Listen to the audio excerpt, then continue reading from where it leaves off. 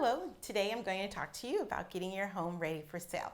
Now, before you change the channel, this is not going to be your normal, organize your house, put away all your stuff, do curb appeal, get your home staged. We're not doing any of that.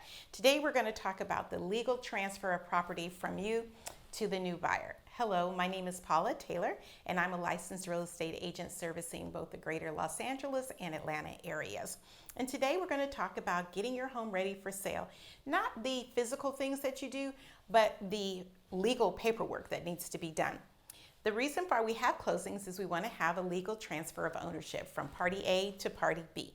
So the very first thing that you want to do is you want to see how you're vested. How is your title held? A lot of times people will just look at the tax records, but that's not a good indication.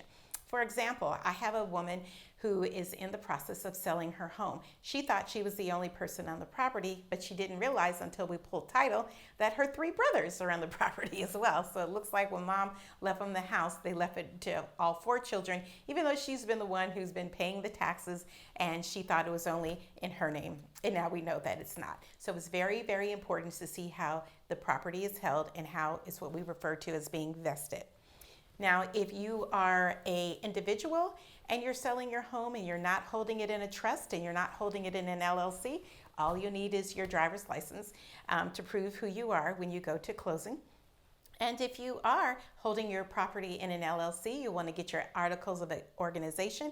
And if you're holding it in a trust, you want to get your trustees' information. And if the home has been probated and you're selling the home of a decedent, you want to get your PR paperwork, which is either your letters of administration or your letters of testamentary. All of those things will prepare you and will allow you to sign at closing. There's one document that you cannot use at closing, and that is a power of attorney if someone is already deceased. So for example, what we see very common, granddad has been ill, the family's had a power of attorney, now the house needs to be sold and grandpa has passed and they march into closing with their power of attorney.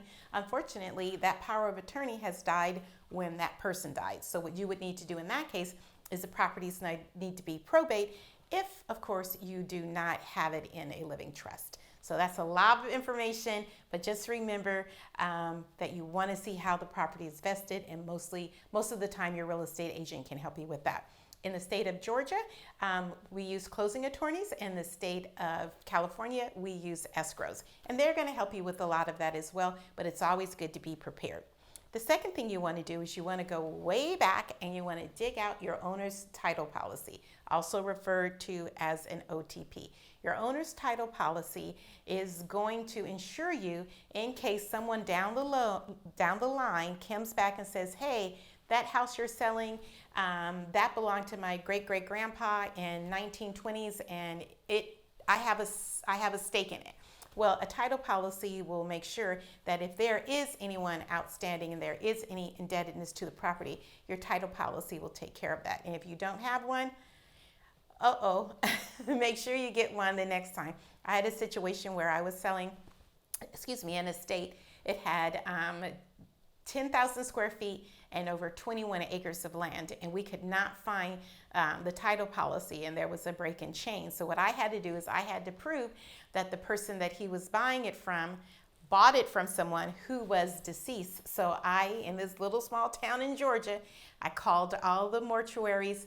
I found out where his body was laid to rest, and I had to get a picture of his tombstone showing he was dead, and that was okay for the title policy. But you can't always get that lucky, so you want to make sure you have a title policy in case there's a break of chain. Another thing that is extremely important is if you live in a homeowners association, you want to make sure that you complete your community association disclosure properly and completely.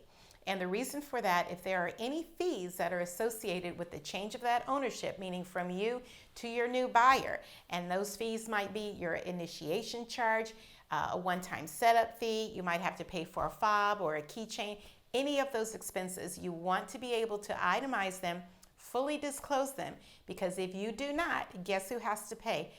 The seller has to pay for those fees if you do not disclose them. So that's very, very important to make sure that you have your HOA information completed accurately and completely, because even the best of real estate agents sometimes forget to make sure that we're protecting our client in that regard.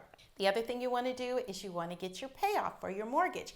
Make sure that you know exactly how much you owe, or that there aren't any back taxes, any back escrows, because what we don't want to have is we don't want to have any surprises for you. So I always encourage my clients, even though the closing attorney or the escrow officer will ask you to do things when you fill out your seller's information sheet, but it's always a good thing to have so there aren't any surprises.